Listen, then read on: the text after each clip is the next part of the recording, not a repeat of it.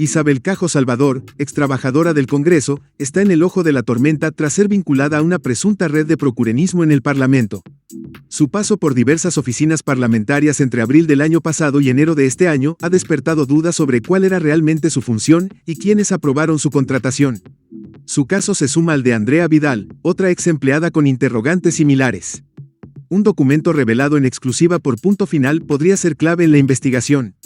La información apunta a que Cajo Salvador, conocida por su actividad en OnlyFans, habría sido contratada en circunstancias sospechosas.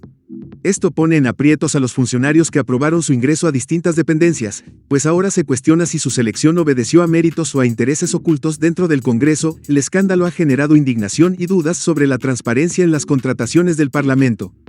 Mientras las autoridades avanzan en la investigación, crece la presión para que se esclarezca qué criterios se usaron en su nombramiento. Isabel Cajo ingresó al Parlamento en abril pasado con un sueldo de casi 4,000 soles en el área de administración de bienes. Sin embargo, en junio dio un sorprendente salto a la Oficina Legal y Constitucional, donde su salario se duplicó a 8,000 soles.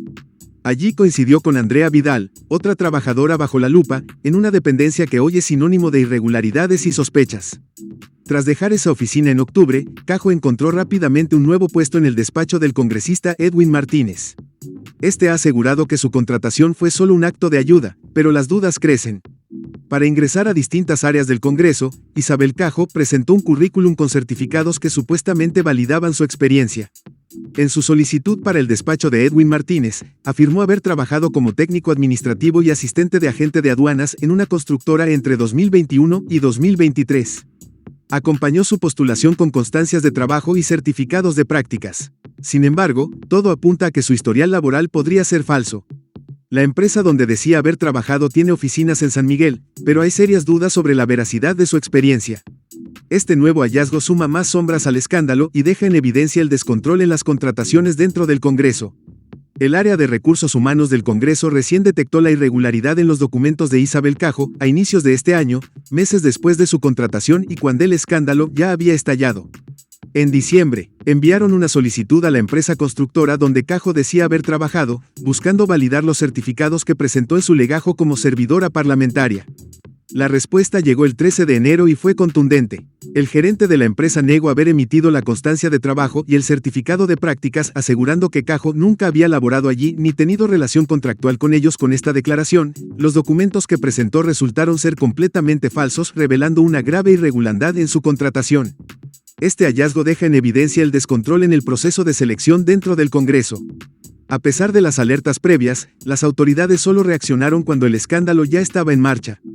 La contratación de Cajo se suma a una serie de cuestionamientos sobre el manejo de personal en el Parlamento, poniendo en tela de juicio la transparencia y rigurosidad en sus procesos. Isabel Cajo, una de las principales implicadas en la presunta red de contrataciones irregulares en el Congreso, habría presentado información falsa para obtener su puesto. La Comisión de Procesos Administrativos ya investiga el caso, mientras que el congresista Edwin Martínez, quien solicitó su contratación, alega desconocer estos hechos, intentando desligarse de la controversia.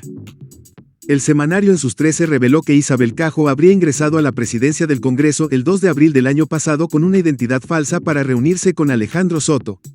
La información proviene de chats de Jorge Torres Arabia, lo que desató un escándalo en el legislativo. Este hecho refuerza las sospechas sobre las conexiones políticas que facilitaron su ascenso en el Parlamento.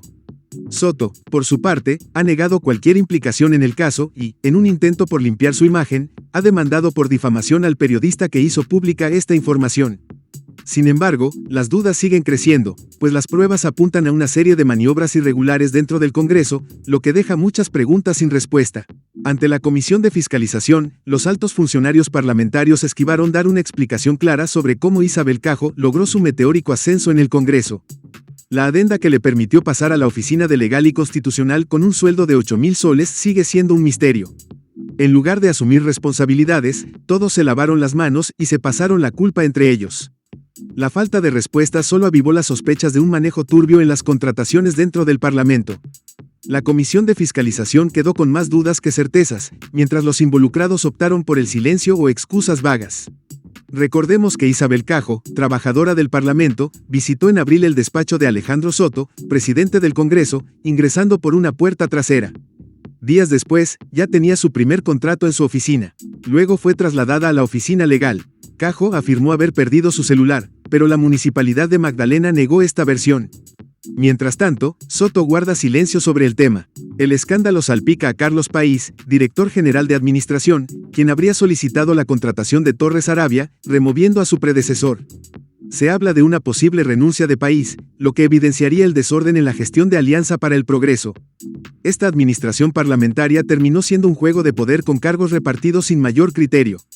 Alianza para el Progreso, con mayoría en el Congreso, manejó su influencia colocando personas de confianza en puestos clave. La presidencia del Congreso se convirtió en una herramienta para distribuir cargos y favores, dejando de lado el mérito. Esta situación ha provocado cuestionamientos sobre la transparencia en la administración parlamentaria. Las investigaciones apuntan a una trama de contrataciones con intereses partidarios y personales. La Fiscalía investiga posibles delitos graves como proxenetismo y trata de personas. Aunque la presión política ha disminuido, persisten dudas sobre si habrá una limpieza real o si todo quedará en encubrimientos y acomodos internos. Varios funcionarios han evitado involucrarse en la investigación, renunciando a sus cargos o eludiendo responsabilidades.